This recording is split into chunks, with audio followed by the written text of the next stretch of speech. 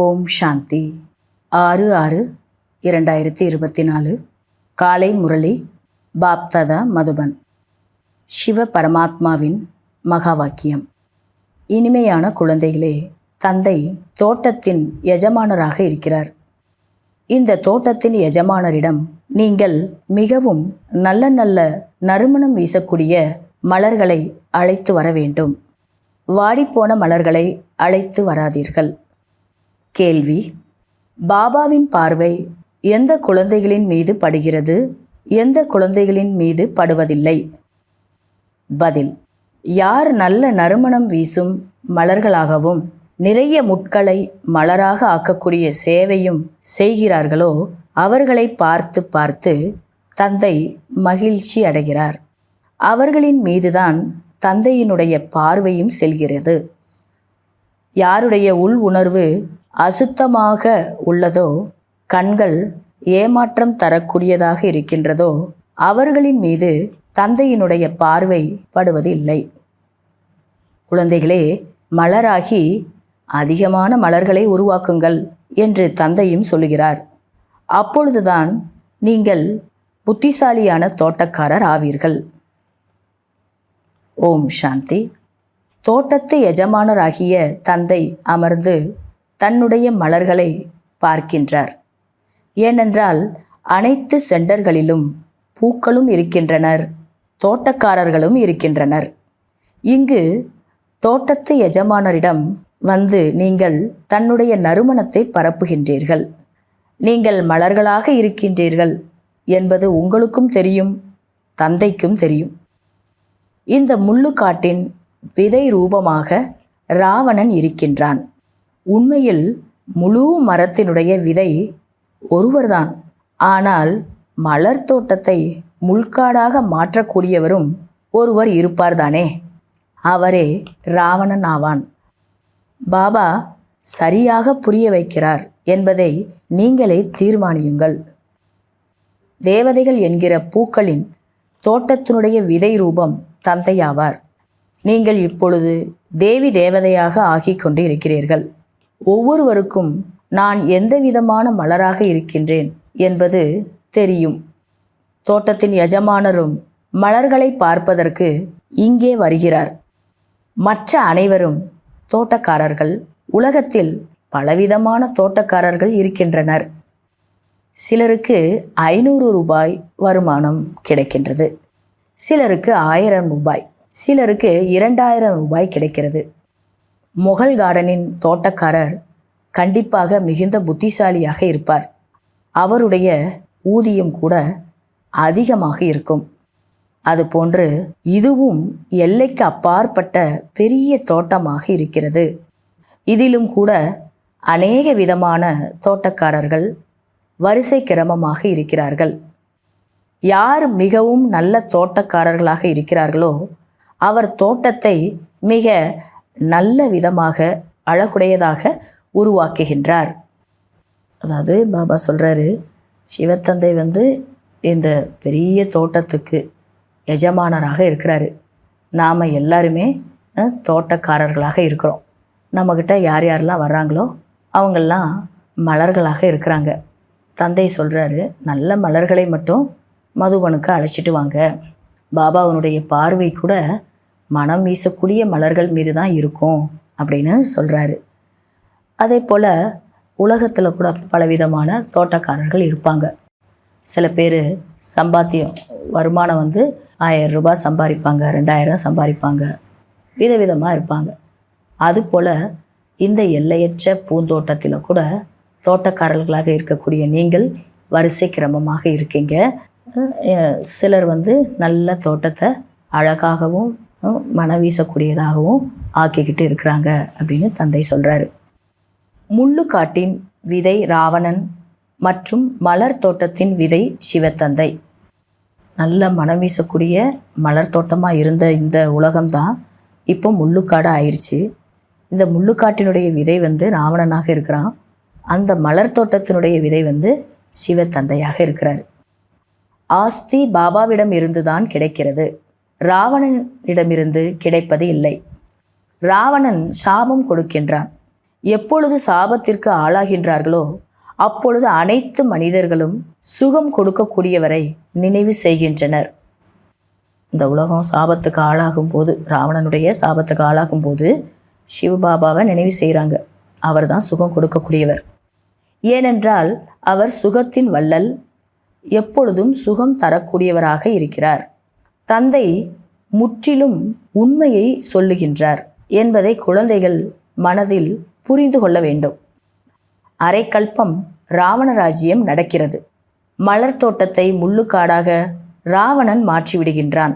காட்டில் அதிகமான முட்கள் தான் இருக்கும், அதிகமாக துக்கம் இருக்கிறது.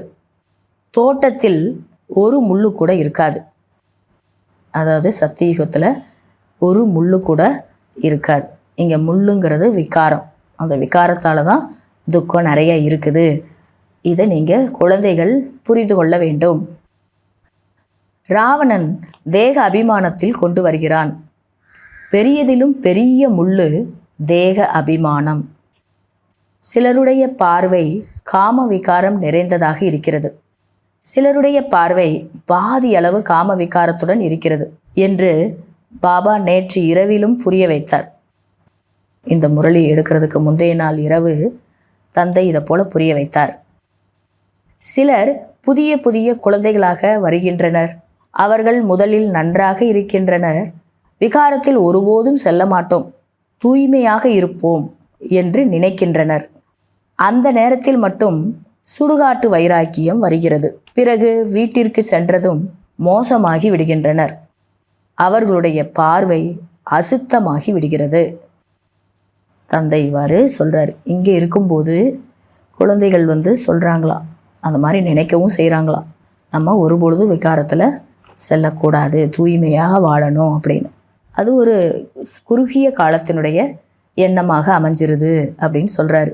அதுக்கு பேர் சுடுகாட்டு வைராக்கியம். அப்புறம் வீட்டிற்கு போயிட்டாங்கன்னா மிகவும் மோசமாகி விடுகின்றனர், பார்வையும் அசுத்தமாயிருது அப்படின்னு தந்தை சொல்லிக்கிட்டு இருக்கிறாரு.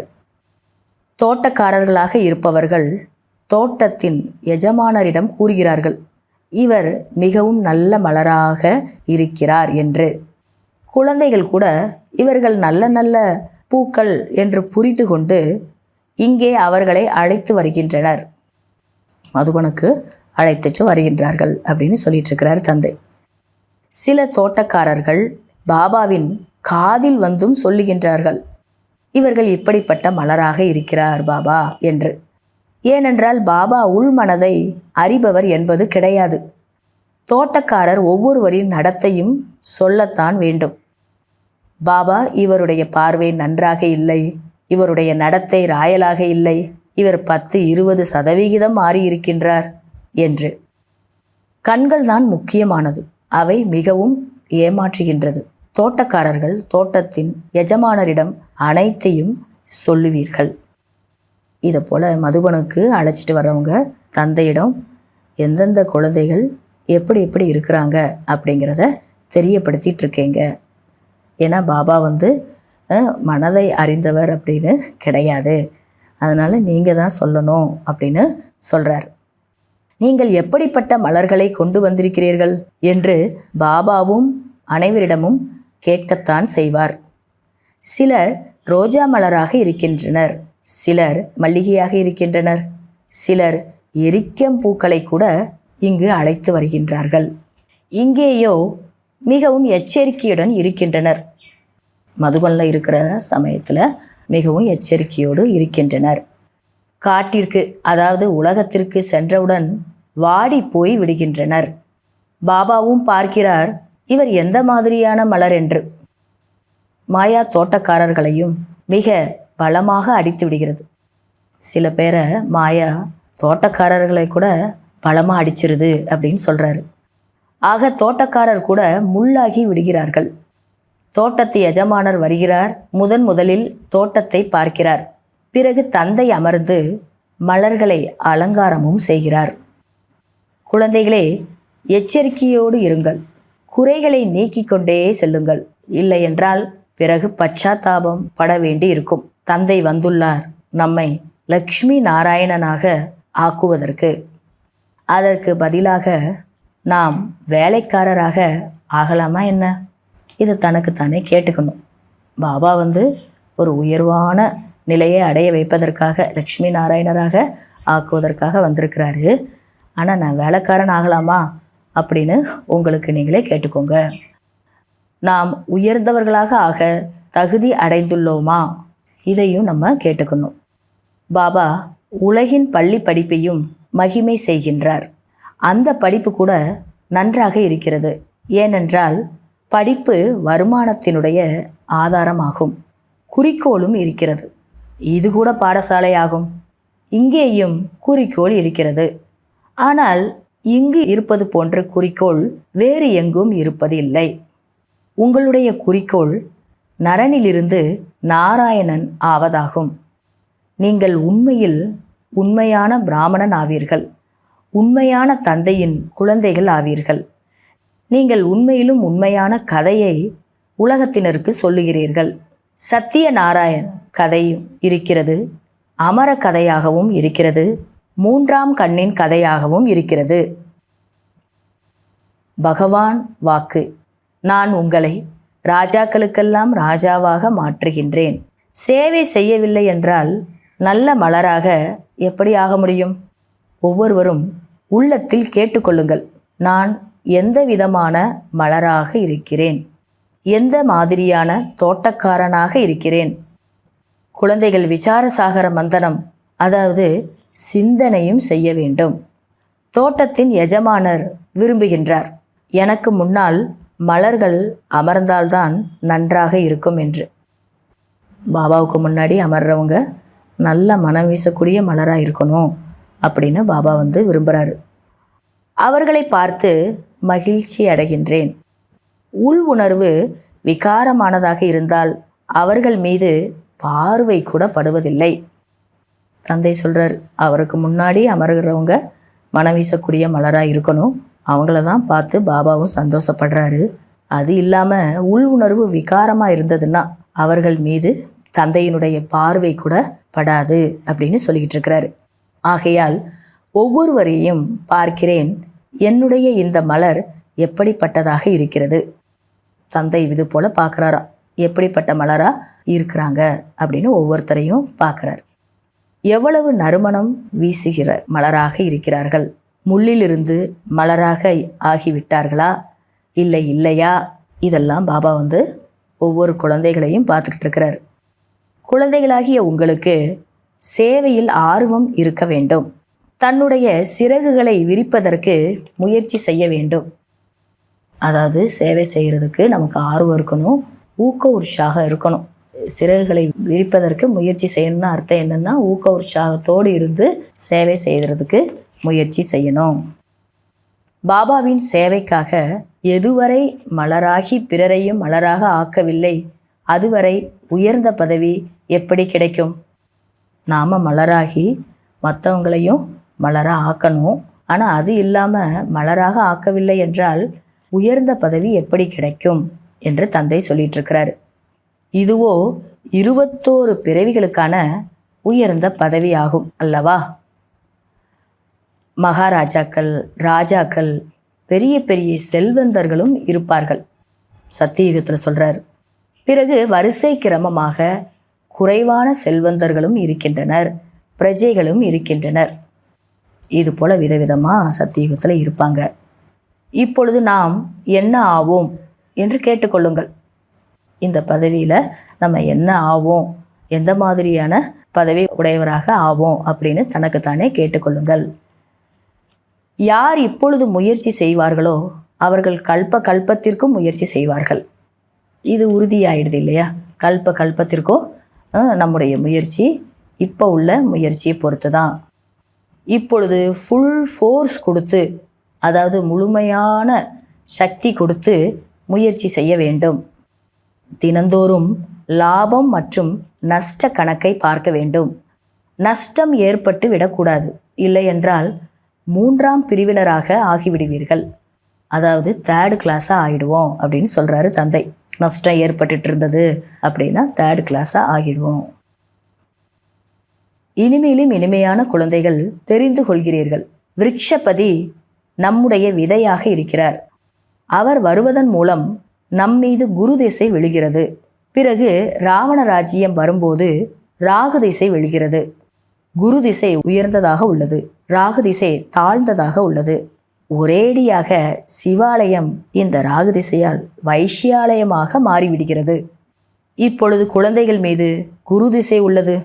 முதலில் புதிய மரமாக இருக்கிறது, பிறகு பாதிக்கு பின் பழையது ஆரம்பமாகிறது.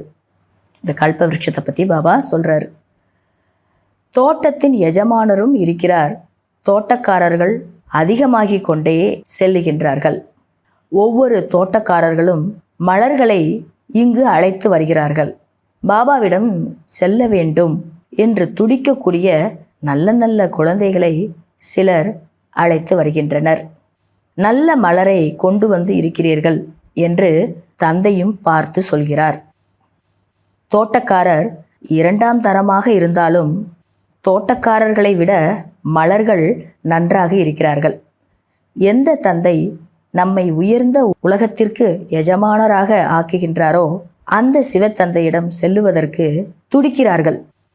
வீட்டில் அடி வாங்கினாலும் கூட சிவபாபா எங்களை காப்பாற்றுங்கள் என்று சொல்லுகிறார்கள். அவர்களைத்தான் உண்மையான திரௌபதி என்று சொல்லப்படுகிறது. எது நடந்து முடிந்ததோ அது மீண்டும் நடக்கத்தான் வேண்டும்.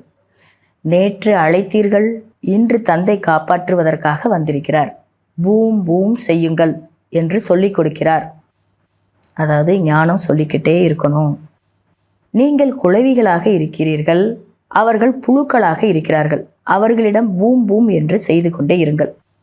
அதாவது வீட்டில் பிரச்சனைகள் இருக்கக்கூடியவர்களுக்கு இதை தந்தை சொல்லிக்கிட்டு இருக்கிறார். நீங்கள் குழவியாக இருக்கிறீங்க, உங்கள் கூட வீட்டில் இருக்கிறவங்க புழுக்களாக இருக்கிறாங்க. அதனால் நீங்கள் இந்த ஞானத்தை சொல்லிக்கிட்டே இருங்க. ஒரு நாள் அவர்களும் குழவிகளாக மாறிடுவாங்க அப்படின்னு தந்தை சொல்கிறார். சில குடும்பத்தில் மனைவிமார்கள் அப்படி இருக்கின்றார்கள். அவர்களை சூர்பனகை, பூத்னா என்று சொல்லப்படுகிறது. அதாவது அரக்கிகள் என்று சொல்லப்படுகிறது. சில குடும்பத்தில் ஆண்கள் பிரச்சனை கொடுக்குறாங்க, அது ஒரு பக்கம் இருந்தாலும் சில குடும்பத்தில் தந்தை சொல்கிறாரு மனைவிமார்கள் கூட பிரச்சனை கொடுப்பாங்க. அவங்கள என்ன சாஸ்திரங்களில் சொல்லியிருக்காங்கன்னா சூர்பனகை, பூத்னா அப்படின்னு அரக்கிகளாக சொல்லியிருக்கிறாங்க அப்படின்னு தந்தை சொல்கிறாரு. பிறகு கணவன்மார்கள் அவர்களுக்கு பூம் பூம் செய்கிறார்கள். அப்புறம் கணவன்மார்கள் என்ன பண்ணணும்னா மனைவிமார்களுக்கு இந்த ஞானத்தை சொல்லணும். அவர்கள் புழுக்களாக இருக்கின்றனர், விகாரம் இல்லாமல் அவர்களால் இருக்க முடிவதில்லை. எனவே இது போன்று தோட்டத்து எஜமானரிடம் விதவிதமாக வருகிறார்கள். கேட்கவே கேட்காதீர்கள். சில குடும்பத்தில் ஆண்கள் பிரச்சனை பண்ணுவாங்க, சில குடும்பத்தில் பெண்கள் மனைவிமார்கள் பிரச்சனை பண்ணுவாங்க. பலவிதமாக தந்தை கிட்ட வர்றாங்க. கேட்கவே கேட்காதீர்கள் அப்படின்னு சொல்கிறார். சில குமாரிகள் கூட முள்ளாகி விடுகின்றனர். ஆகையால் பாபா சொல்கிறார், தன்னுடைய ஜாதகத்தை சொல்லுங்கள். பாபாவிடம் சொல்லவில்லை, மறைக்கிறீர்கள் என்றால் அது அதிகரித்து கொண்டே செல்லும். உங்கள் உள் உணர்வு மோசமாகி கொண்டே போகும். குமாரிகளாக இருக்கிறவங்களுக்கு தந்தை சொல்லிக்கிட்டு இருக்கிறார், நீங்கள் உங்களுடைய விஷயங்கள் அனைத்தையும் தந்தைக்கிட்ட சொல்லிடுங்க. சொல்லலைன்னா அந்த உள் உணர்வு மிகவும் மோசமாகி கொண்டே செல்லும் அப்படின்றார். தந்தையிடம் சொல்லுவதன் மூலம் நீங்கள் காப்பாற்றப்பட்டு விடுவீர்கள். உண்மையை சொல்ல வேண்டும், இல்லை என்றால் முற்றிலும் பெரிய நோயாளியாக ஆகிவிடுவீர்கள்.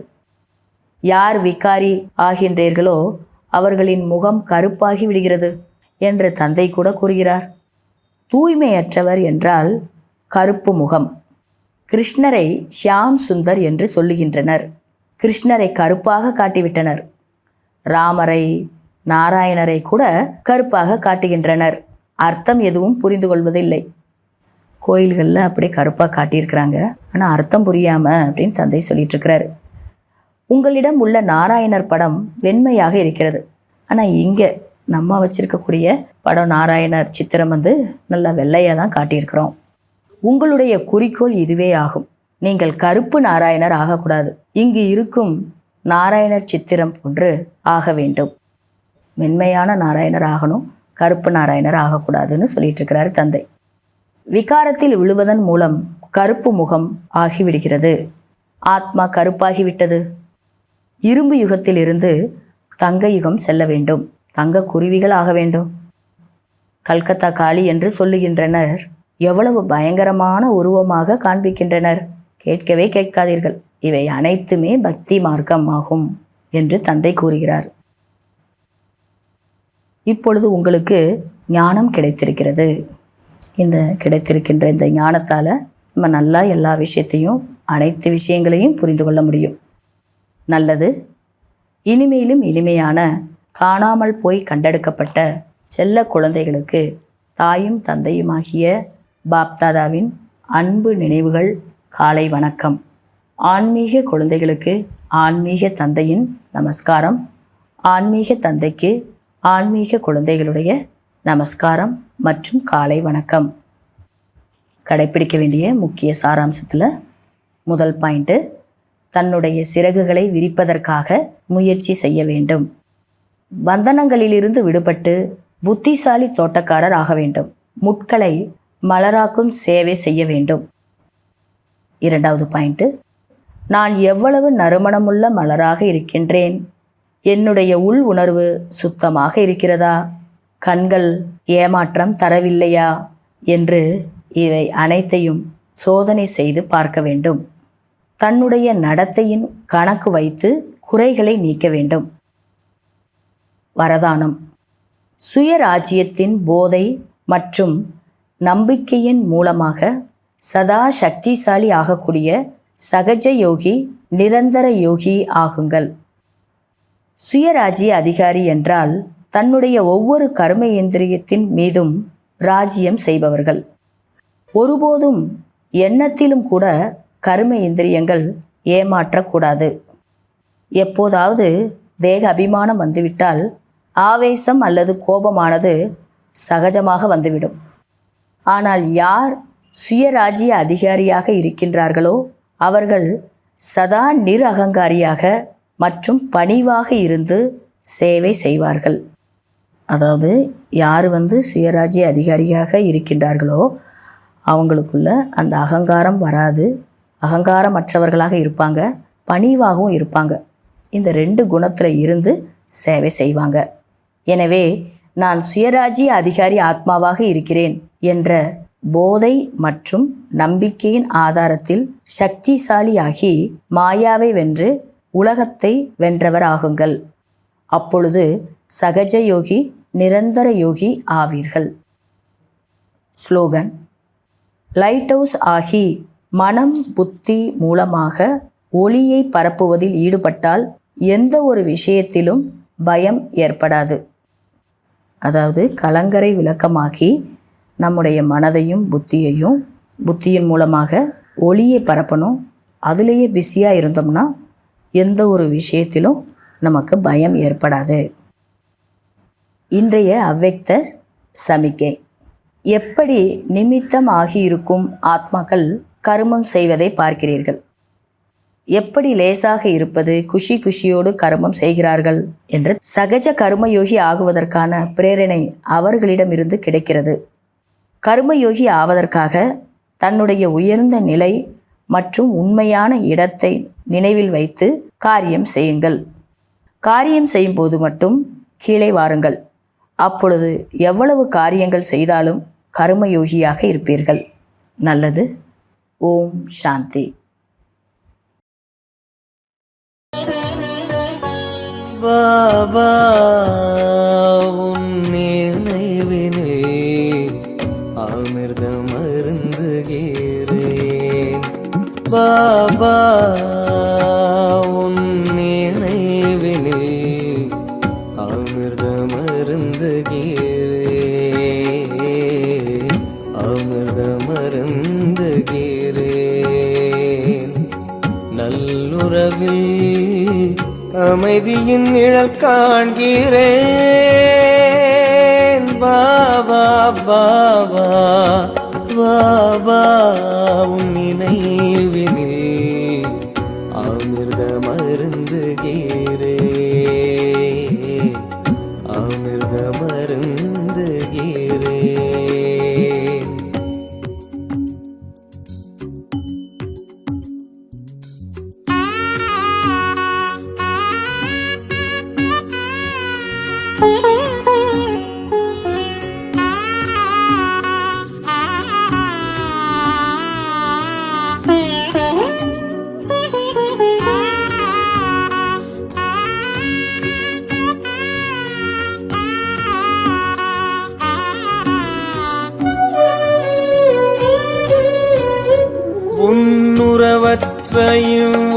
உலகின் சுகம் என்ன சுகம்,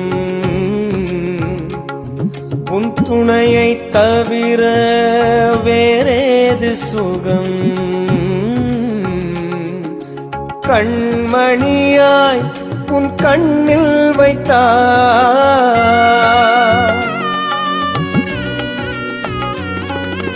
கண்மணியாய் உன் கண்ணில் வைத்தாய். மண்ணில் மைந்தனாய் வாழ வழி தந்தாய், வாழ வழி தந்தாய். பாபா